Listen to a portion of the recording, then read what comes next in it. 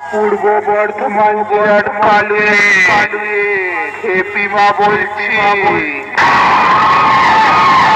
কল্পে কল্পে আমার আবির্ভাব মহাশক্তি রূপে। আমার মুখে হাসি, অন্তরে ধ্বংসের আগুন। এক বুক পিপাসা নিয়ে রাস্তায় যখন চলি,